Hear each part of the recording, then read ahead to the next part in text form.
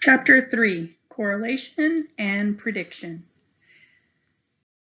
In this chapter, we're going to look at how we create a scatter plot to determine a correlation between two variables. We're going to identify the pattern of correlation for a given scatter pattern diagram. We'll go through that pretty quickly. And then we're going to spend some time calculating the Pearson correlation to determine the direction and the strength of the linear correlation. Once we have that, we'll explain some issues of causality when interpreting a correlation coefficient, and then apply the prediction model using z-scores to make statistical predictions. Make those statistical predictions using raw scores, and then interpret correlation matrix data presented in research articles. There are a couple of more learning objectives included in this chapter that I won't be including in our exam, but these are with multiple regression and multiple correlation and regression, and it has to do with having a lot more variables than just two. We're just going to be focusing on our relationship between two variables. All right, so our first two objectives is create the scatter plot and identify the pattern. With correlations, let's just think about that for a minute. We're talking about the relationship between two equal interval numeric variables. So this is a descriptive statistic for the relationship between two variables. It might be the amount of time spent studying and the amount that you learned. It could be the number of years of education and the salary that you achieve at work. So what we look at with a correlation is the direction of the relationship between the two variables and the strength of that relationship. So the first thing that we want to do when you're just trying to get to know your data, you might just run a quick scatter diagram. It's relatively easy. I'll show you more specific instructions, but you'll just have the axis going across the bottom and going across the side. And this shows the pattern of a relationship between two equal interval variables at a glance. How do you make a scatter diagram? Step 1, you draw the axes and decide which variable goes on which axis.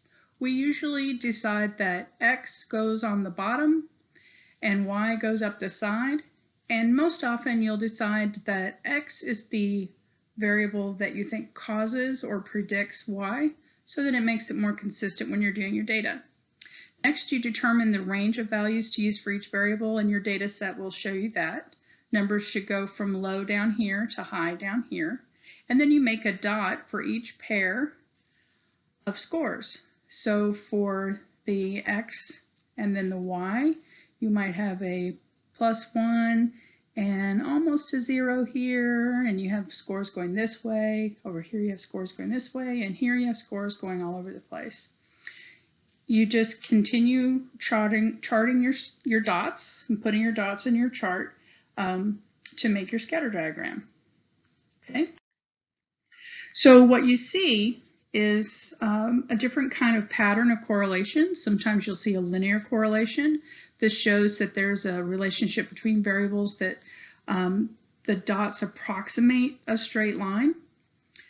You'll also see a curvilinear correlation, and the association between the variables is not linear. It doesn't just go straight from here down at the bottom over here to the top. It follows this curve. And this relationship, since it's not a straight line, really doesn't show a correlation between the two. And so you would probably just stop right there. This example is your kindness compared to your desirability. So the kinder you are, you would think the more desirable you would be. But after a while, that just levels out. You can be too kind. Okay, you don't become more desirable. Once you reach a certain level of kindness, your desirability just kind of levels off. Okay, so that would be a curvilinear correlation. All right, and then sometimes you have no correlation at all. This is the correlation between your shoe size and your creativity. So perhaps your shoe size doesn't tell you you're creative at all. This is obviously fictional data, but there is no correlation between creativity and shoe size, and this scatter plot shows that. Okay, so here is a positive linear correlation. We saw this this scatter plot just a little while ago. When high scores go with high scores and low scores go with low scores, medium scores go with medium scores. And you can see that the general trend follows the arrow going up and to the right. So this would be, for example, a level of education achieved correlated with the income that you achieve in your career. Okay, so that's a positive relationship. A negative linear correlation is when high scores go with low scores and low scores go with high scores. So when graphed, the line goes down toward the right, from the upper part down towards the right.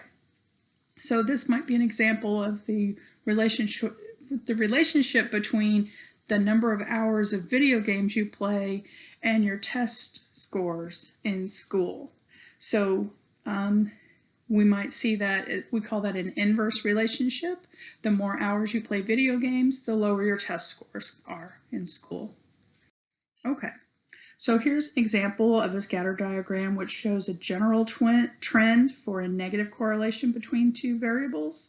This is the greater boredom with a relationship that goes with lower marital satisfaction. And so you can see that the arrow is going down and to the right.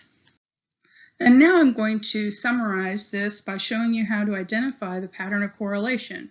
You create your scatter diagram, you examine the pattern, and you look at whether it is going up and to the right or down and to the left. If it is curvilinear, you stop. You don't have a correlation here. If it is linear, like one of these two, then you continue. Is it positive or negative? This one is positive, this one is negative. And then you would check the strength of the correlation, and that's what I'm going to show you next with our calculations. Objective 3.3, calculate the Pearson correlation to determine the direction and strength of the linear correlation. So what do we need?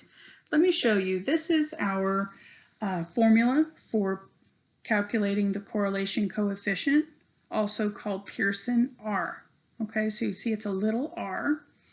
It is equal to the sum of the product, this is two things being multiplied together, the product of the z-scores for x and the z-scores for y, and it is the sum of all of those added together and then divided by the number of participants you have in your study.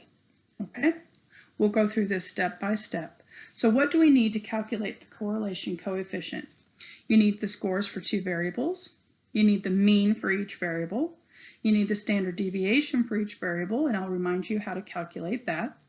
And we'll calculate a z-score for each raw score for each person and for each variable. Okay?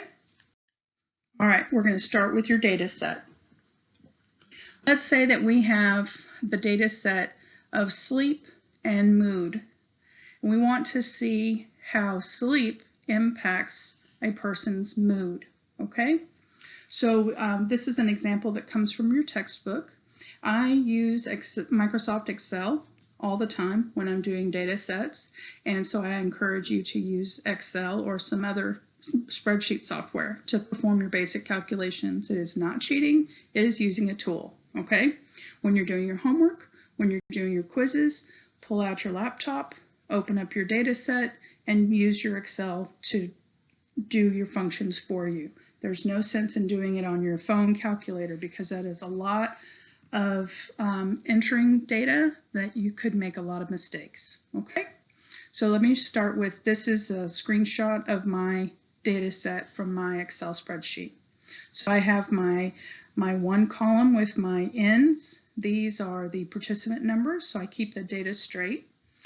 Each of these scores for their sleep and mood scores, each of these goes along the row for their participant. So participant number 1 scored a 5 in sleep, so that was the number of hours they were sleeping, and they scored a 2 in mood. Number 2 scored 7 in sleep and a 4 in mood, etc. Okay, so also in Excel, you can quickly make a scatter diagram using some of the functions that they have in here. And this is what I used for my scatter diagram, just real quick. Okay, so you start with your data set in Excel.